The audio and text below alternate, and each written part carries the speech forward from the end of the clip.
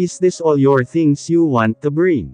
Hindi makapaniwalang tanong ko sa anak ko, nang makita ang tatlong naglalakihang bagahe. Isang backpack nga lang ang dala ko, pero ang dala naman ng anak ko ay parang pang ilang taon na. Buti sana kung mga damit ang dala kaya lang halos laruan niya naman na naglalakihan.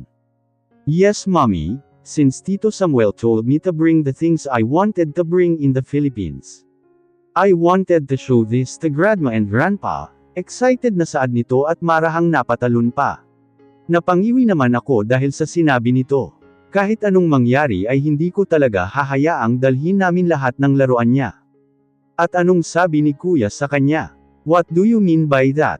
Your Tito Samuel told you that. When did he tell you like that? Pang-uusis ako sa anak. Nakita kong napahawak ito sa bibig niya, habang nanlalaki ang mata.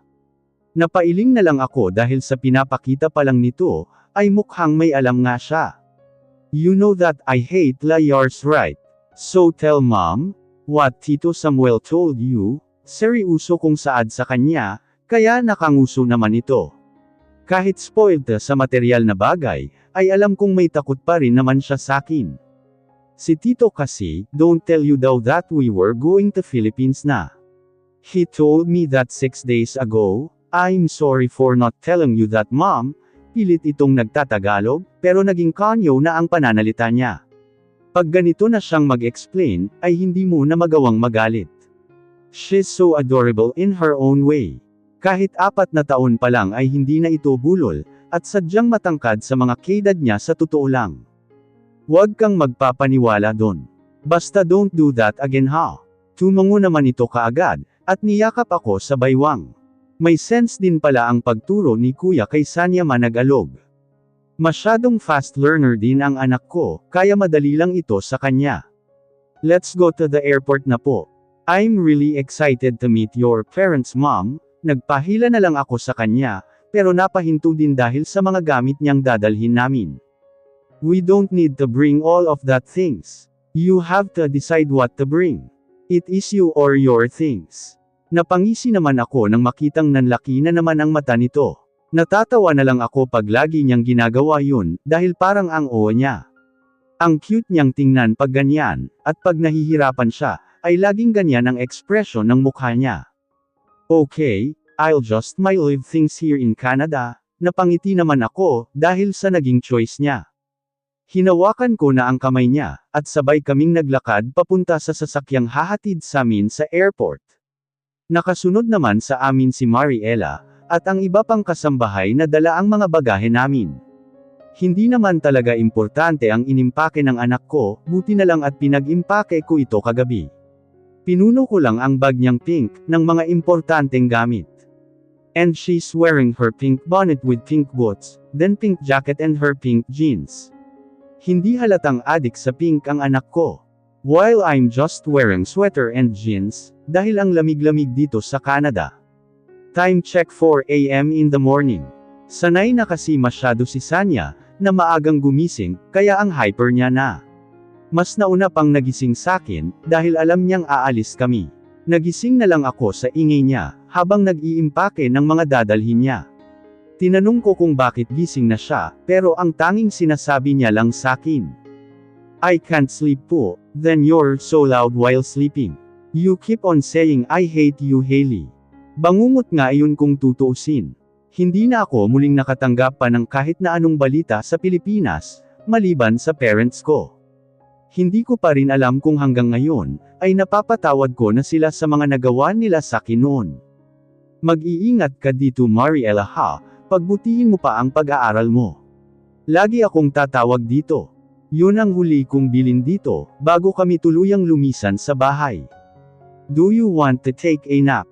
Pag-aalok ko kay Sanya nang makitang pamipikit-pikit ito sa upuan niya.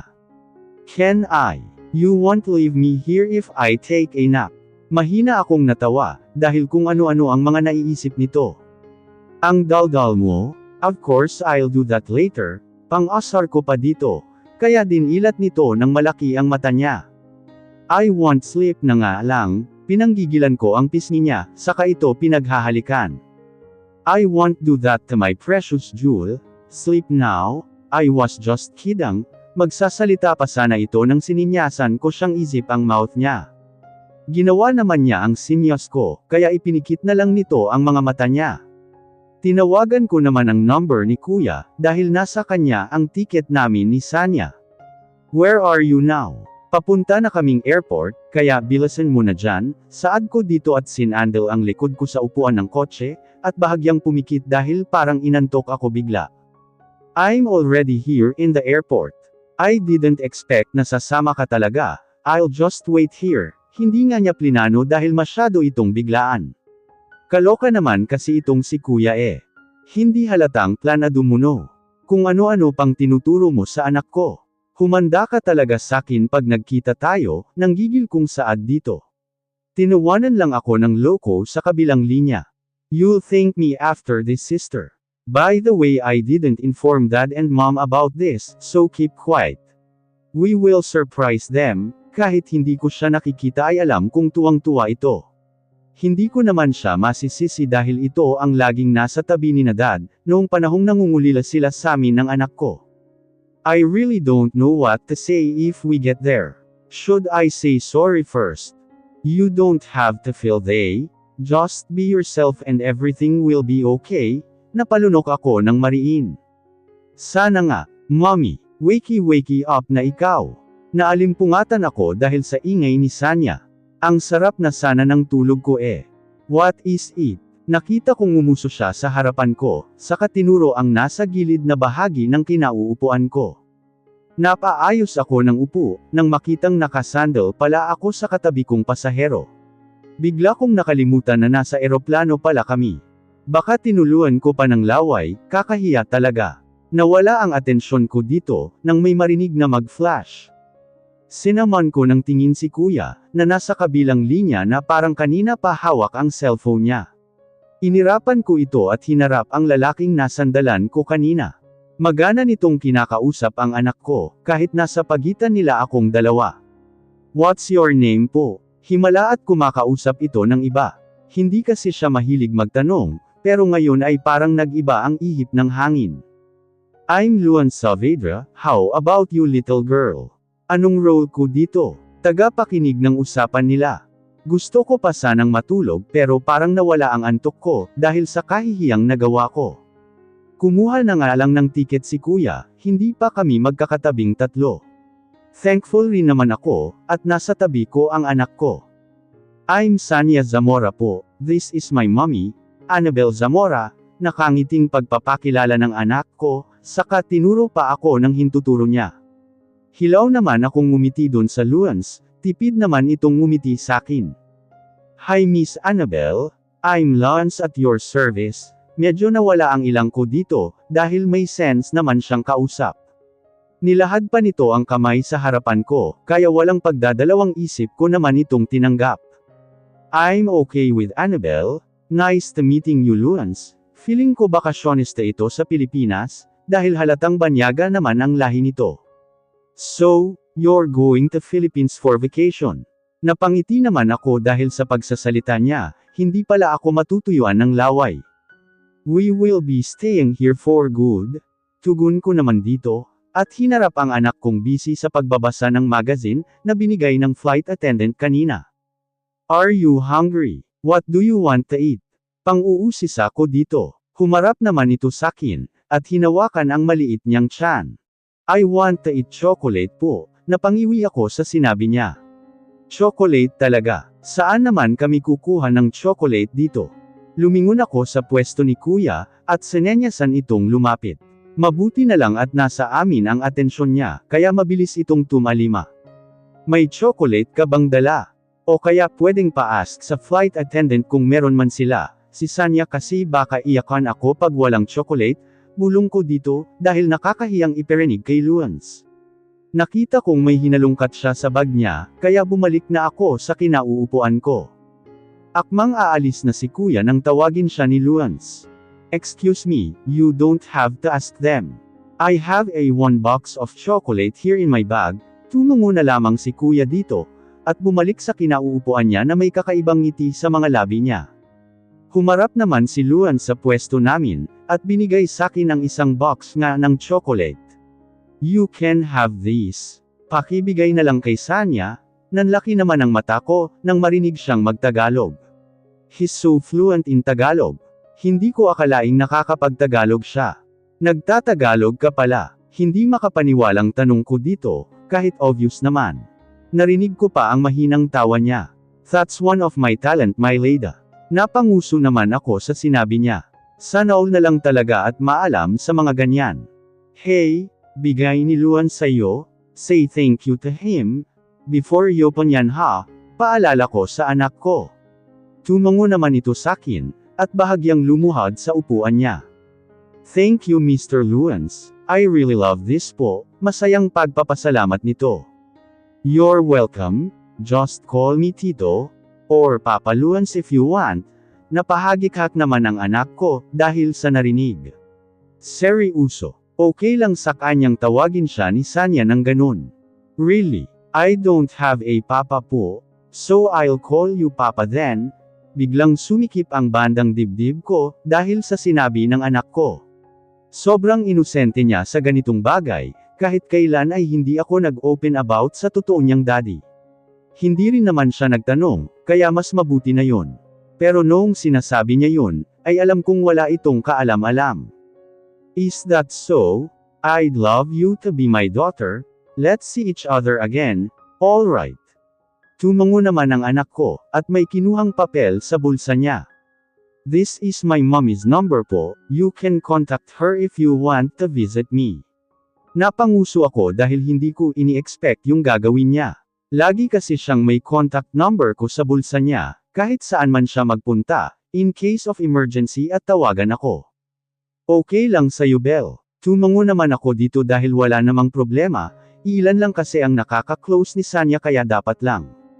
Natahimik kami ng ilang sandali, dahil naging busy na si Sanya sa pagkain ng chocolate. Nakita ko pang tumingin sa pwesto ko si Luans, pero kalaunan ay liwas din ng tingin. Parang may bumabagabag sa kanya na ewan. Hinarap ko naman ito at nginitian. May itatanong ka. Mukhang naguluhan ata siya sa sinabi ni Sanya kanina, na tungkol sa papa niya. Okay lang ba? Napakamot pa ito ng ulo niya habang sinasabi iyon. Tumango naman ako dito, pwede ko naman siyang sagutin, pero hindi lahat. Normal lang naman ang magtanong sa bagay na yon. Where's her real father? I mean she said that didn't have papa, so you know. Nag-aalinlangan pa ito habang nagtatanong, natawa naman ako ng bahagya, dahil sa inakto niya na parang bata. I'm a single mom. Is this your house na po? Tumango naman ako kay Sanya, at iginaya siya papasok ng gate.